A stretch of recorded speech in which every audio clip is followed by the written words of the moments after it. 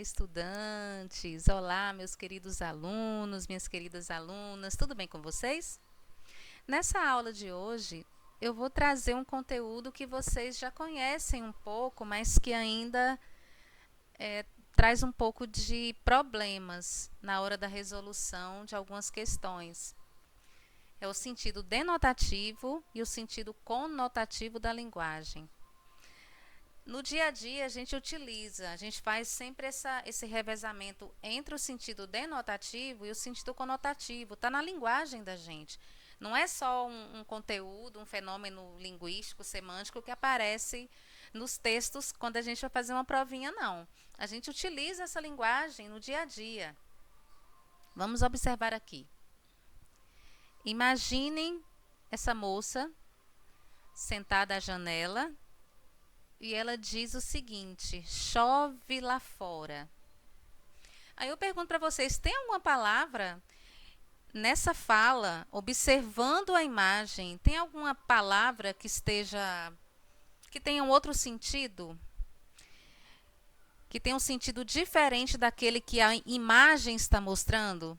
Quando ela diz chove, realmente está chovendo.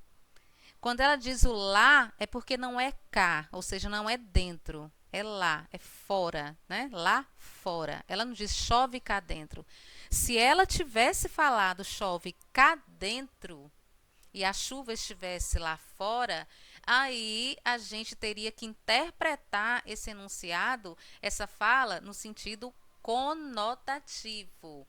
Porque se a chuva é lá fora e ela diz chove cá dentro, aí a gente precisa ver, interpretar o sentido da palavra chover. Será que é a tristeza? Será que ele está chorando? Né? Aí existe uma transferência, uma metáfora, né? Uma semelhança, uma similaridade entre a chuva e a lágrima. Entenderam? Agora, quando esse sol aparece e diz belamente, sou anunciado no latir dos cães, é um verso de Emicida. Gente, eu amei Emicida. Ele é maravilhoso. Ele tem umas músicas maravilhosas. E Sou anunciado no latir dos cães é um dos versos de uma música que a gente vai ouvir agora. Só um trechinho, tá? Para a gente entender melhor essa questão do sentido denotativo e o sentido conotativo da linguagem. É muito linda essa música. Eu cortei, vou passar só um pedacinho para vocês, tá? O sol só vem depois. A gente também pode interpretar no sentido conotativo. Quando é dos cães, cantar dos gatos, 100%.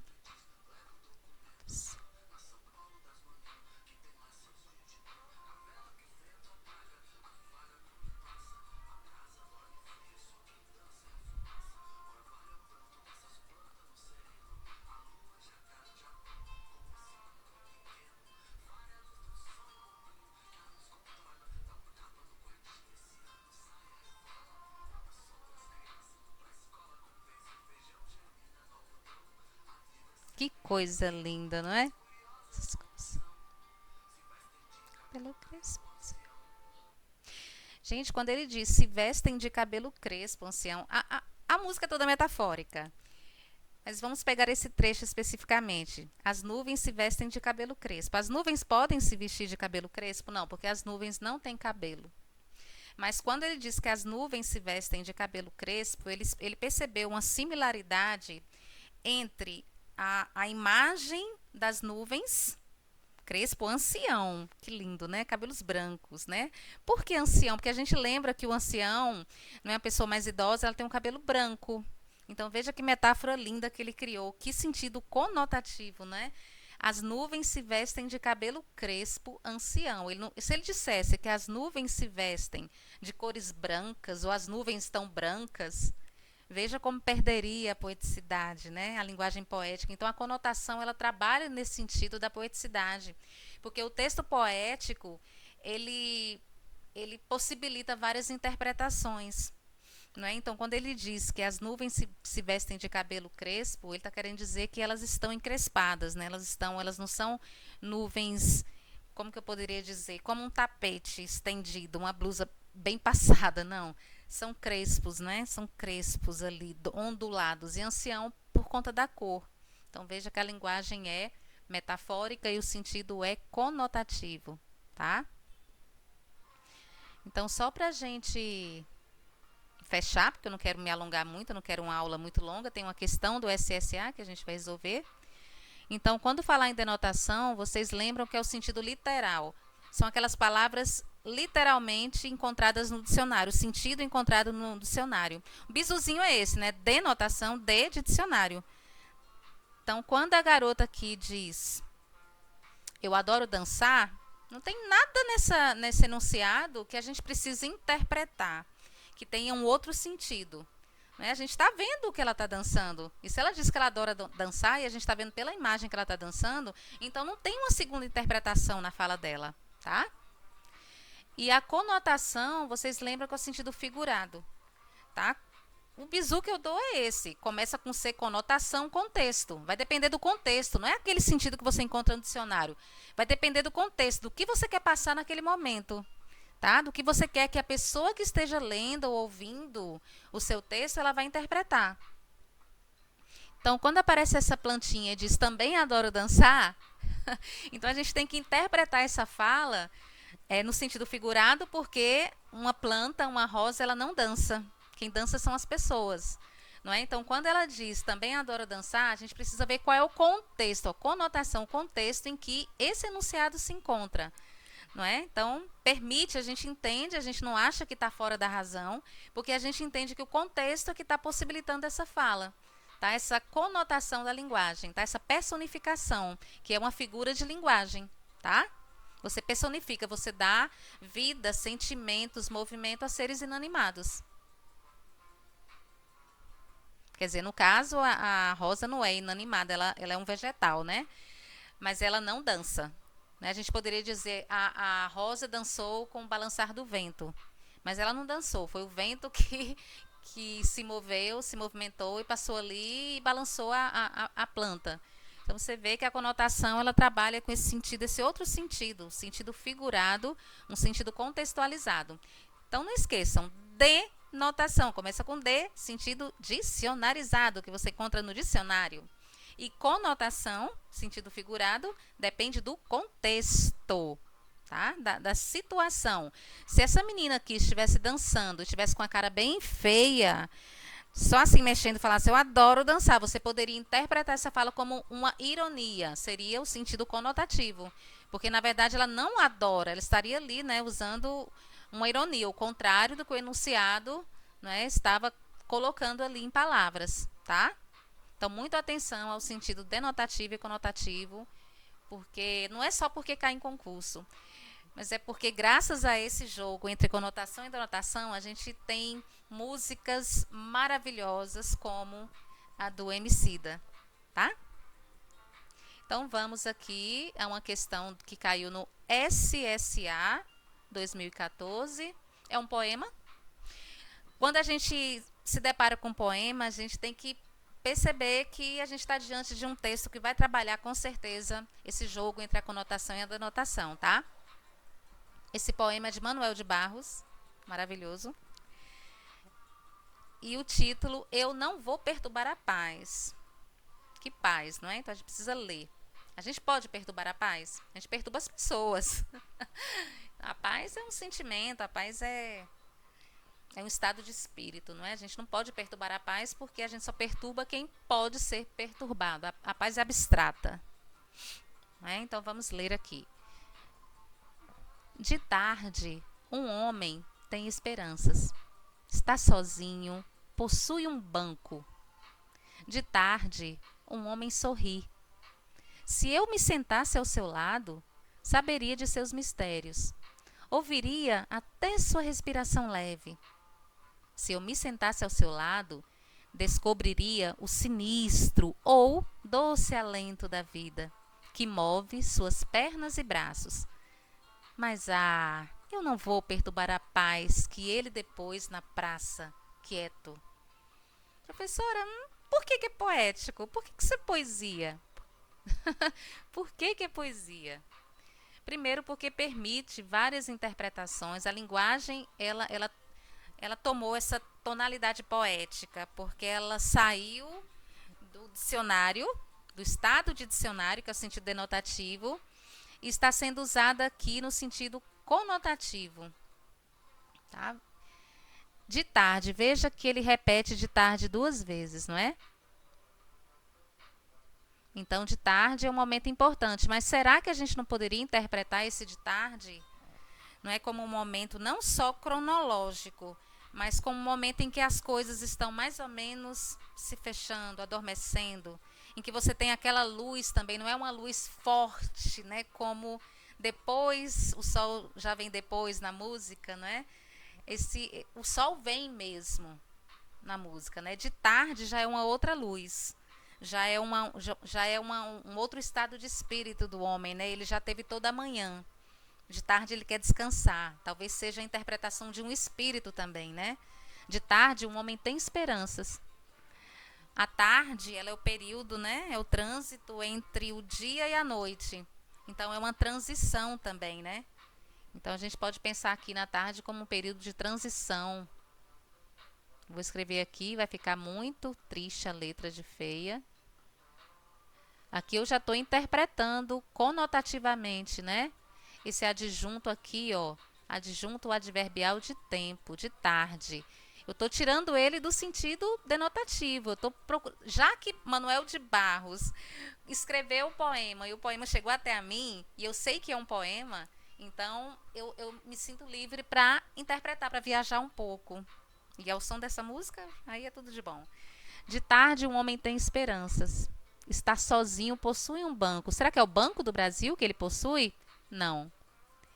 Ele possui um banco, a gente sabe que é o banco de praça, porque por conta da palavra sentar-se, né? Se eu me sentasse ao seu lado, onde? No banco. Gente, o homem possui um banco? Você está sentada numa praça, você está sentado no banco da praça, você possui esse banco da praça? Veja como a palavra possuir, ela precisa estar no sentido conotativo. Tá? Por que ele possui um banco? Porque ele está sentado ali, ele tem esperança, ele está sozinho, ele possui um banco. Naquele momento, talvez, pela esperança, ele não deseje possuir mais nada. Talvez o banco seja essa relação que ele esteja tendo agora naquele momento. O banco é dele. Ele sentou ali e ele possui um banco, que é o lugar onde ele se encontra naquele momento. Não é um banco, não é o Banco do Brasil. Não sei se ele quis fazer essa relação, né, o poeta ou o lírico, né? Entre possui um banco e possui um banco, né? Aí a gente pode pensar na simplicidade, né? Possui um banco, já se fosse um banco do Brasil, por exemplo, perdão, já seria um outro significado. O homem possui um banco. O que ele está fazendo ali de tarde, né? Claro que pode, a gente não pode generalizar. Mas possui um banco, eu vejo mais me dá mais uma reação de simplicidade, não é? De tarde, um homem sorri. Eu vejo a imagem do homem sorrindo. É poesia, a gente precisa criar a imagem. Eu vejo muito uma simplicidade, né? As palavras aqui, elas são palavras que me remetem à simplicidade, à esperança mesmo. Esperança, sozinho, sorrir. A partir desse se, ele começa a criar uma hipótese, né? Aqui eu já estou analisando também do ponto de vista gramatical, tá, minha gente? O se, ele é um conectivo de condição, não é? Ele sempre sinaliza uma hipótese ou algo que poderia acontecer. Está na imaginação. Veja que aqui, ó, a gente está trabalhando com dois níveis, né? Veja, o homem está sorrindo, ele tem esperança. De tarde, nesse momento é muito importante, nesse momento de tarde, o homem tem esperança e ele sorri. Veja que ele está no mundo dele. Ele criou um mundo dele, um mundo particular, né? Tem um mundo particular aqui. Por que ele sorri? Quem sabe? É o mundo dele. Ele tem esperança. Ele possui um banco de praça. Naquele momento, é dele. E ele está ali sozinho, quieto, e ele ri. Então, aqui tem um mundo particular e tem o mundo do eu lírico. Se eu me sentasse ao lado dele. Então, é o mundo da fantasia, né? Tem um encontro entre esses dois mundos. O mundo particular, ali, né, do homem que está sentado, né, no banco, e o mundo da fantasia, aquele mundo interno do eu lírico, né? Ele está fantasiando, ele começa a fantasiar quando ele vê o homem sentado ali, né? Se eu me sentasse ao seu lado, saberia de seus mistérios.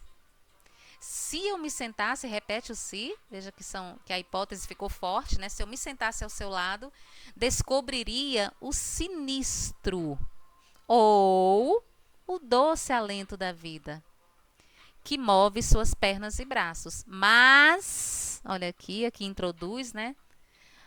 O conectivo mais de oposição, ele é chamado de conectivo por excelência, né? Porque ele argumentativo por excelência, porque ele introduz a maior argumentação, a argumentação mais forte, a ideia mais forte do texto. Mas eu não vou perturbar a paz. Veja que ele fala a paz aqui justamente no final do poema, não é sinalizado pelo conectivo aqui que introduz a tese, e a paz realmente remete ao título, né? Aliás, tudo isso aqui, todo esse trecho. Eu não vou perturbar a paz. E o último verso completa. Não é qualquer paz. É a paz que ele, ou seja, o homem sentado no banco, depois na praça. Ele foi lá e depositou uma paz. Veja que o sentido é conotativo mesmo. Como que a gente pode depositar a paz? A gente deposita dinheiro. E veja que interessante, né? Porque o verbo depositar, não é? Depor, e no caso a gente pode fazer também uma associação com depositar, lembra muito, está dentro do campo semântico do banco no sentido denotativo, né? Não, no outro sentido, aliás, denotativo não, o banco no sentido do banco mesmo ali, Banco do Brasil, Bradesco. Depois, né? Vou depositar. Lembra um pouquinho, pode ser que eu esteja viajando, pode ser que Manuel de Barros não tenha pensado em nada disso, mas como eu disse antes, a poesia ela permite interpretações. Tá? Ele não foi ao banco depositar um dinheiro. Ele estava na praça, no banco da praça, e ele depois a paz. E ele ficou ali, quieto. E ele sorriu. De tarde. É bonito, não é? Espero que eu tenha clareado um pouco, minha gente. Mas como eu digo e preciso reiterar sempre, né? É a minha interpretação. Tá? É uma linguagem conotativa, é um poema e permite as interpretações, várias interpretações, tá? Façam sempre essa prática de interpretar a poesia. É muito bom para a vida também.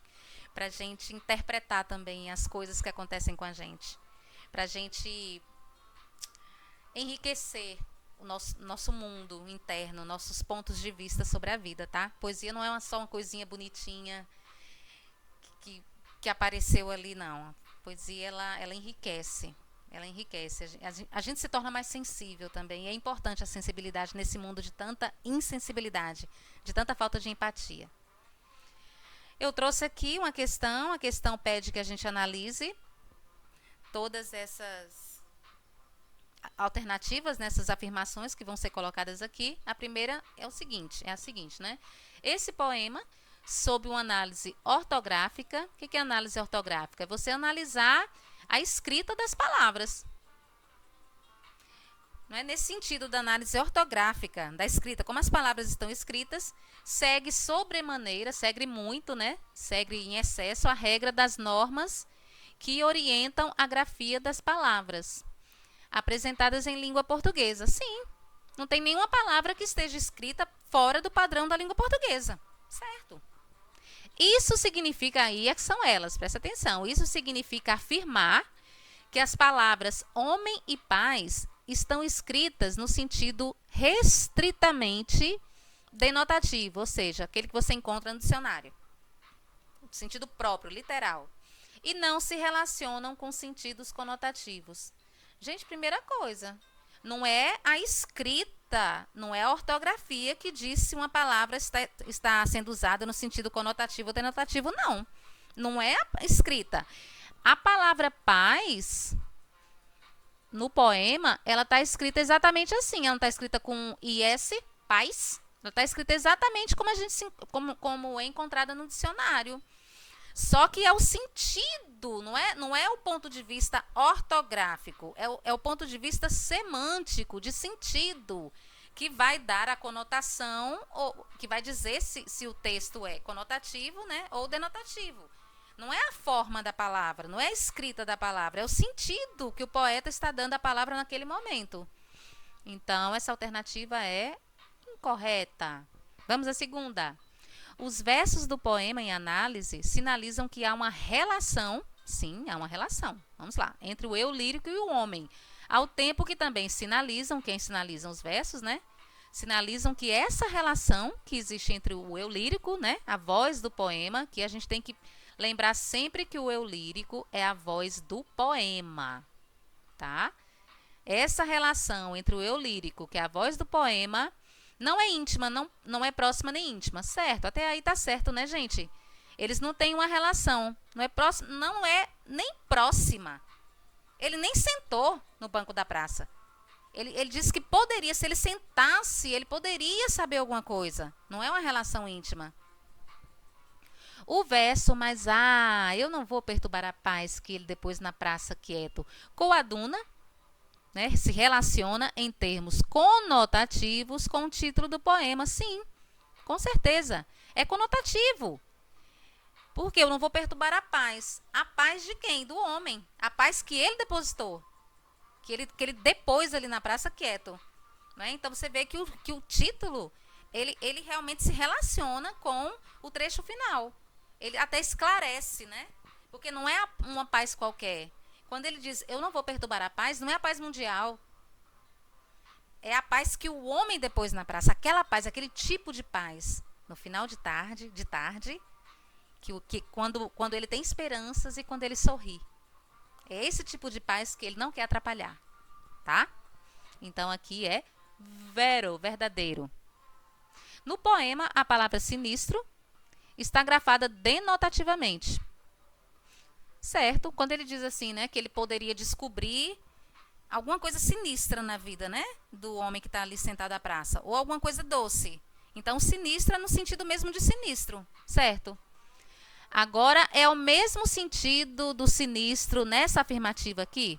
O homem sentou no banco da praça e contou tostão por tostão. A franquia do seguro era alta e suas economias não dariam para suprir o sinistro ocorrido com o carro, não. O sinistro aqui é um jargão, é uma palavra que está limitada dentro desse contexto. Tá? Sinistro é uma palavra dentro desse contexto aqui. Do carro, né, da economia, suprir o sinistro que ocorreu com o carro, é alguma coisa que está ligada ao campo semântico dessa situação em particular. Não tem nada a ver com sinistro, uma coisa sinistra que a gente usa no sentido próprio mesmo da palavra que está lá no dicionário, tá? Então, não é o mesmo sentido, não. Aqui está incorreto. Próxima. A expressão de tarde, usada em 2 versos, essa expressão de tarde, está colocada de maneira que o leitor pode concluir em que momento cronológico do dia um homem tem esperanças e um homem sorri, certo? Não seria um erro, no entanto, né, afirmar que há outras possibilidades interpretativas. Claro, de tarde não precisa ser só o tempo cronológico. Pode ser que sim, mas permite outras interpretações. Pode ser aquele momento de transição entre a manhã, né, entre o seu estado emocional, que você acorda já indo para trabalhar, e o momento do descanso e a chegada da noite. Então, tem várias outras interpretações. Não é? Por um viés figurativo, quando ele fala figurativo, é a conotação, né? Então, aqui é verdadeiro. E, por fim, nos versos do poema Eu Não Vou Perturbar a Paz, o eu lírico, que é a voz do poema, né, afirma que não perturbará a paz do homem que tem esperança e que sorri. É legal isso, né, minha gente? É muito legal isso, porque quando a gente se aproxima, pode ser até que não seja o que a gente está pensando, mas a partir do momento que você se aproxima de alguém, senta e começa a conversar, você vai quebrar até mesmo a esperança, porque o homem não disse, em nenhum momento o homem abriu a boca, o homem que estava sentado à praça, e falou, eu tenho esperança. Eu tenho esperança. Não, é a visão do eu lírico. Ele viu ali, ele achou, naquela visão daquele homem sentado no banco de praça, ele entendeu, ele interpretou, então é a visão do eu lírico. E ele achou que ele tinha esperança. Ele sorriu, ele estava quieto. Ele possui o banco. Ele não disse, o banco é meu. Mas é a leitura que o eu lírico fez. E se ele chegasse ali e quebrasse aquela leitura, aquela imagem tão bonita daquele homem em paz, ele poderia quebrar a poeticidade. Ele poderia também se sentir responsável pelo que viesse a acontecer depois. Às vezes você não se aproxima de alguém porque você não quer essa relação mais íntima. Não é? Então, isso serve também para a gente refletir sobre nossas atitudes no mundo, tá? O eu lírico também afirma que, caso ele se sentasse próximo ao homem, teria condições de ouvir até sua respiração leve. Veja a intimidade que teria, né?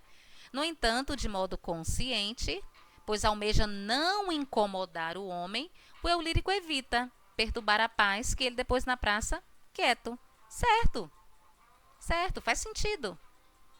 Então, 2, 4 e 5 estão corretas, não é? 2, 4 e 5. Então, a alternativa correta, 2, 4 e 5. Letra D, de dádiva, de Deus. Foi uma dádiva essa música do Emicida. Espero que vocês tenham gostado, tanto da música quanto da minha aula. Obrigada, até a próxima. Fui.